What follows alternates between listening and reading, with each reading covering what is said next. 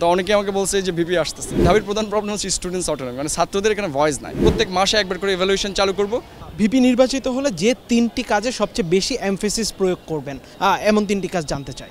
একটা হচ্ছে teaching evaluation, student evaluation রয়েছে, টিচিং এভ্যালুয়েশন, এবং এটা যেহেতু এটা সেন্সিটিভ ইস্যু, আমরা সরাসরি ওয়েবসাইটে প্রকাশ করব না, তবে আমরা এটার এভ্যালুয়েশন নিয়ে আমরা ভিসি স্যারের সাথে বসবো এবং আমাদের যে প্রত্যেক ডিন রয়েছেন ডিন স্যারদের সাথে বসবো। এটা আমরা প্রত্যেক মাসে একবার করে এভ্যালুয়েশন চালু করব। আর দুই হচ্ছে স্টুডেন্ট অটোনমি, এটা আমি বলেছি আমার মূল ইস্তেহার, এটা সবসময় থাকবে।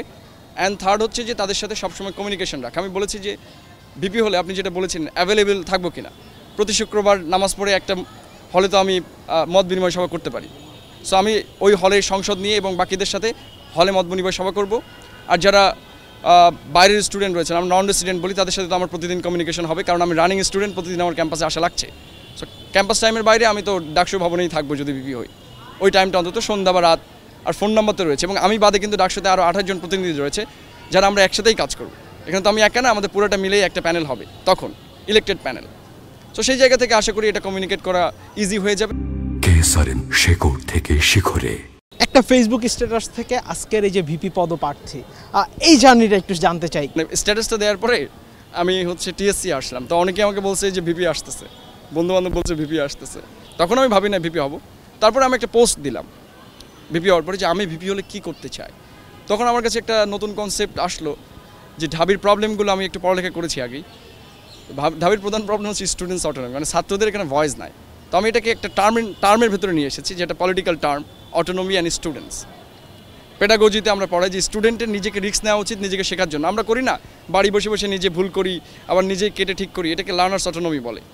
তো আমি ওই জায়গা থেকে শব্দটা চয়ন করেছি। আমার কাছে মনে হয়েছে যে we need a different form of reformation, এবং সেটার বলা যায় থিওরাইজেশন আমিই করেছি যে আমরা আমাদের ভাগ্য, আমাদের উপর যে অধিকার আছে, আমরা ডিসাইড করবো আমাদের সাথে কী হবে।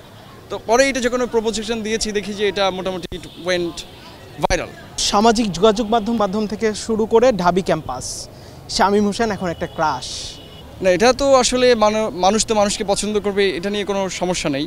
আর আমি যেহেতু ইংরেজি সাহিত্যের ছাত্র, এটা আমার কাছে খুব নর্মাল ব্যাপারই মনে হয়। আমরা তো ইউনিভার্সিটির ভেতরে এটা খুবই নর্মাল একটা ব্যাপার। আর আমি আসলে ক্রাশ শব্দটা মনে করি না, মানুষকে পছন্দ করবে, এটা খুব স্বাভাবিক ঘটনা। আমিও সব মানুষকেই পছন্দ করি মানুষ হিসেবে, ব্যক্তির জায়গা থেকে। তো সেই জায়গা থেকে আমার মনে হয় যে সবার প্রতি আমার সহানুভূতি রয়েছে, এবং আমি চাই তারা যেন আমার নির্বাচনের জন্য কাজ করে তাদের জায়গা থেকে।